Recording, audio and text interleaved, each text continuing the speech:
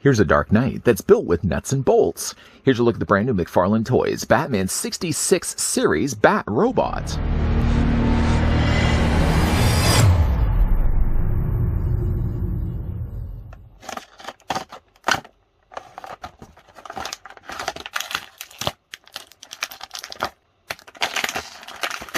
The Clock King finds his latest crime spree thwarted by the robot Batman, a massive android designed by Batman and Professor Overbeck, and programmed with Batman's own thought patterns to serve as Gotham's newest crime fighter. I think we're going to need a bigger Batcave. Just before we get a closer look at Robot Batman, let me go ahead and thank the folks first over at McFarlane Toys that did provide this sample of Robot Batman that we could have a look at here. The figure, though, is quite small. If based on his appearance that I'm thinking of is Batman 66 Volume 1, Number 14, in which Batman builds quite a large robot, bigger than we're actually getting right here. The Robot Batman, in this case, is only about 6 inches in height, or about 15 centimeters tall.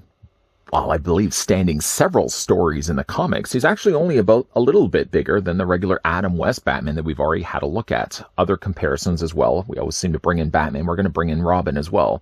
We can also bring in the recently looked at Joker Man that was also part of this same wave. And while we're still sticking with the same wave, here's what the figure also looks like with the 66 Series Superman.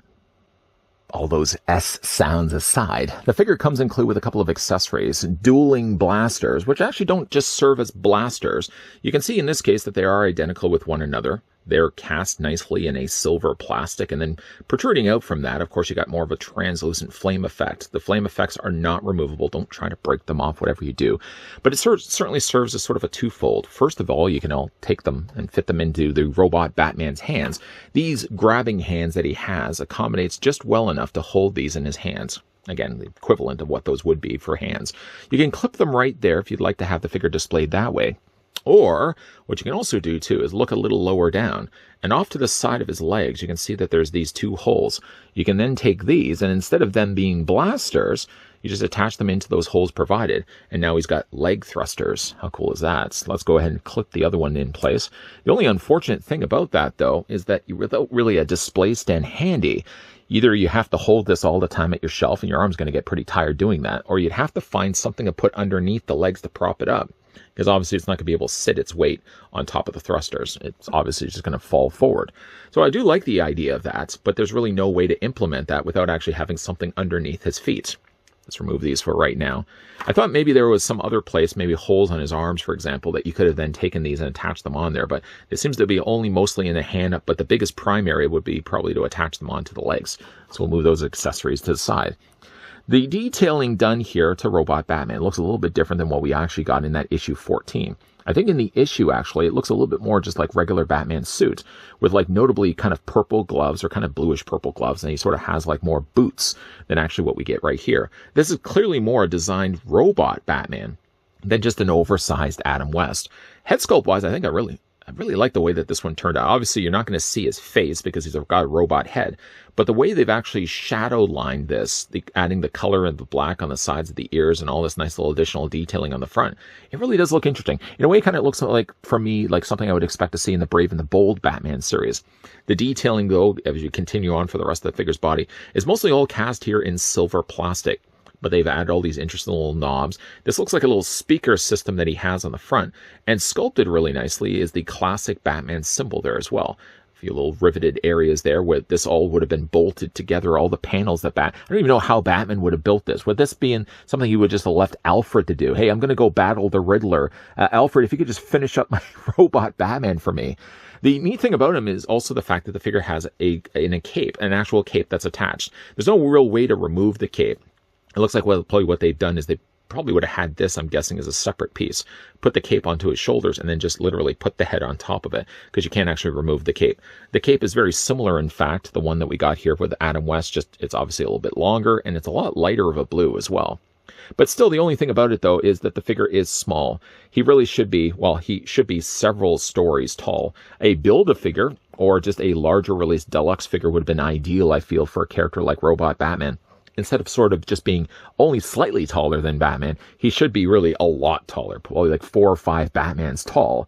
But he has these really interesting details. One thing, though, be careful when you're moving his arms is these spikes that he has obviously sticking out the sides of his forearms. If you're running your hand across it, you're obviously going to feel it. leaves a little impression. He's got the yellow utility belt also sculpted there nicely as well. And the same yellow is also used down below here for the boots. Now, again, I think when it comes to the boots and the design of the robot Batman, these would have been kind of more of a purplish gray here and here. And it also would have been like purple here and down here as well. They sort of just left behind, I guess, kept the detailing kind of very simple in just the silver plastic they decided to use. So it's not 100% accurate to issue 14, but it's pretty interesting nonetheless. He's got this also like little antenna there to the side of his head. It's made of a softer plastic. Just be careful though, because I would imagine bending this back and forth probably would start to develop stress lines right there. And you never know, if you're not too careful, it'd break right off. I don't even know if actually that appeared in the comic either. But all in all, it's a good looking figure. I just feel it needs to be a little bit bigger than what it is. For the figure's articulation, Robot Batman, careful of that antenna, does have a head that at least rotates all the way around. Mind you, it's a little harder to do because, of course, you're making sure you're not going to be clipping this in the process. The waist does also swivel all the way around as well if you want. The arms rotate also all the way around. And they've left behind enough clearance so at least you can take the arms and hinge them out. Granted, you can't hinge them out at 90 degrees, but you can hinge them out at about 45, and that's still not bad. The figure does have a hinge in the elbow that allows as well the form to rotate back and forth. You can take as well the hands, those little clawing hands. It kind of actually looks like one of those claw game hands. Those rotate also all the way around. For a second, you may look at this and think that these can actually open up, and it's not the case. They're just molded that way. I mean, it really is. Looking at it, you'd swear there's articulation in the hands, but it looks just to be the case that they're molded like that. Legs do split out. Not as much mileage when it comes to legs, unfortunately. You can take them and they'll move them forward, and you can move them back. There is a very mild swivel, but more just the way it's been assembled in the factory. A single hinge only in the knee, but allows at least the lower leg to rotate, and there's no articulation down below for the feet. Looking, though, at the feet, it kind of reminds me of the lair of the Legion of Doom from the old Superpowers series, Challenge of the Super Friends. Kind of reminds me a little bit of that, like the little mouth area there.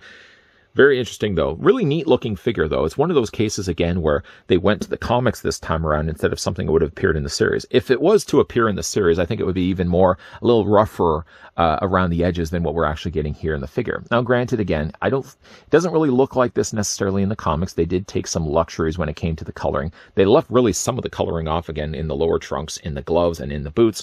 But still, the fact that we're even having this discussion about a robot Batman for a line that's really ideally designed around the Adam West Batman in the first place, it's a really interesting figure. I mean, again, it doesn't have much in the way of posability. The articulation, though being a little bigger and bulkier, is about still the same as what you would expect for an Adam West Batman. But it's a really interesting figure if you get the chance to pick it for yourself. I guess really you could have the thrusters attached on the back of his leg facing backwards instead of facing down, so it looks like this time that the robot Batman is actually being propelled by the thrusters. You would just hope, though, that Batman would have thought of that already and not attached a flammable material for a cape, because you'd hate to have that thing go up, especially how big the Batman is. The thing, though, about the figure is the fact that the sizing is still off. If it's based on issue 14, then it really should be a lot bigger than, like, Batman is even on the cover of it, standing in front of Robot Batman, and he's about the size of his torso.